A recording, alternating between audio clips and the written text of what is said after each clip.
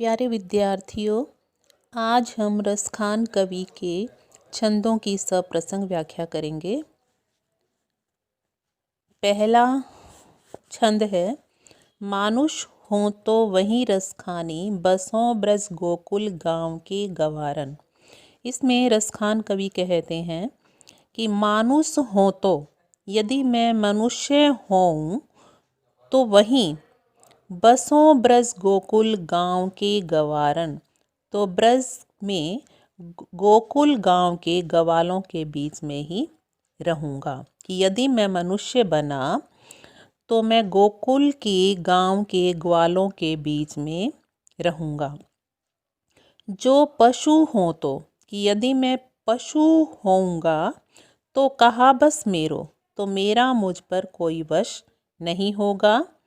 चरों नित नंद की धेनु मंझारन, और मैं सदा नंद की गायों के बीच में चरूँगा।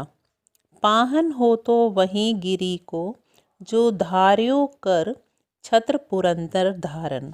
यदि मैं पत्थर होऊंगा तो उसी पर्वत का पत्थर बनूंगा जो धार्यो कर, जो अपने हाथों पर धारण किया था, छत्र पुरंदर धारण, इंद्र के गर्व को तोड़ने के लिए जो श्री कृष्ण ने अपनी उंगली पर पर्वत को उठाया था। यदि मैं पत्थर बनूंगा तो उसी पर्वत का पत्थर बनूंगा। जो खग हो तो बसेरो करो, मिली कालिंदी कुल कदम की डारन। यदि मैं पक्षी बनूंगा तो बसेरो करो, तो मैं वहीं पर बसेरा करूंगा। मिली कालिंदी कुल, यमुना नदी के किनारे पर, कदम्ब की डारन, कदम्ब की डाली पर मैं अपना बसेरा करूँगा। तो इसमें रसखान कवि ने श्री कृष्ण के प्रति अपने समर्पण भाव का, अपने प्रेम भाव का इसमें वर्णन किया है।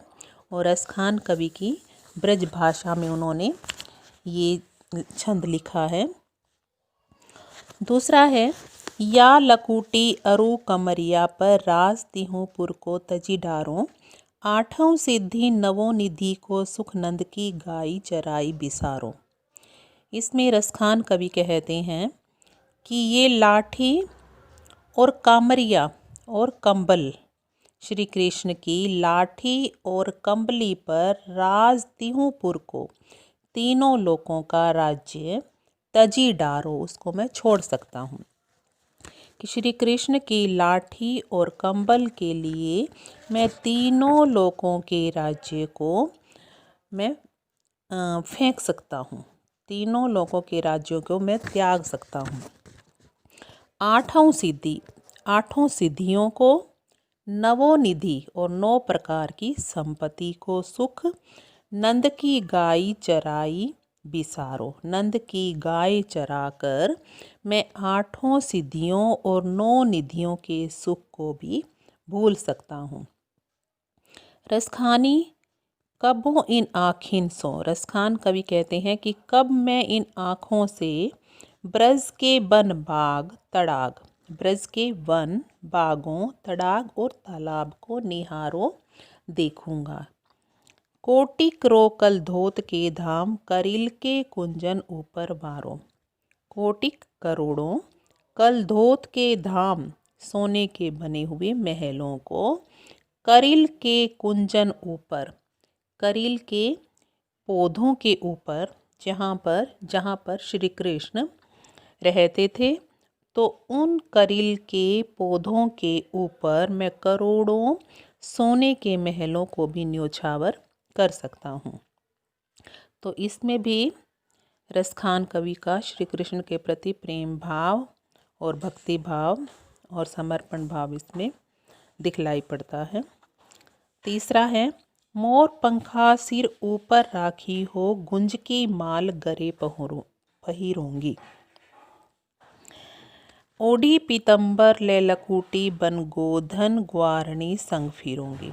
इसमें एक सखी अपनी दूसरी सखी से कहती है कि हे सखी, मैं मोर पंखा सिर ऊपर राखी हूँ, कि मैं तो श्री कृष्ण का ही वेश बनाकर रहूँगी। मोर पंख को सदा अपने सिर के ऊपर रखूँगी, गुंज की माल गले पहिरूंगी और गुंज के फूलों की माला मैं अपने गले में पहनूंगी। ओढ़ी पीतंबर कि मैं पीतांबर ओढ़ूंगी। ले लकूटी और लाठी लेकर वन वन में गोधन गायों के ग्वारनी और गायों के संग साथ में मैं फिरूंगी। भाव तो वो ही मेरो रस खानी, सो तेरे कहे सब स्वांग करूंगी। कि भाव तो वही कि मुझे वही अच्छा लगेगा। सो तेरे कहे तो तुम्हारे कहे अनुसार मैं सब स्वांग करूंगी, सब प्रकार के नाटक करूंगी। कि मैं श्री कृष्ण का भाव तो वही, मुझे वही अच्छे लगते हैं। मेरो रसखानी, रसखान कवि कहते हैं। सो तेरे कहे तुम्हारे कहे अनुसार सब स्वांग करोगी, मैं सभी प्रकार के नाटक स्वांग धरूंगी। या मुरली मुरलीधर की अधरान धरी अधरान धरूंगी, लेकिन मैं मुरलीधर श्री कृष्ण की इस मुरली को अधरान अपने होठों पर कभी भी नहीं रखूंगी।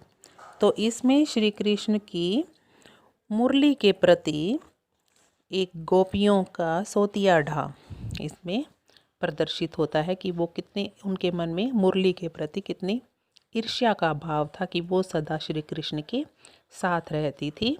तो इसीलिए गोपियों का श्री कृष्ण के मुरली के प्रति ईर्ष्या का भाव इसमें प्रदर्शित हुआ है।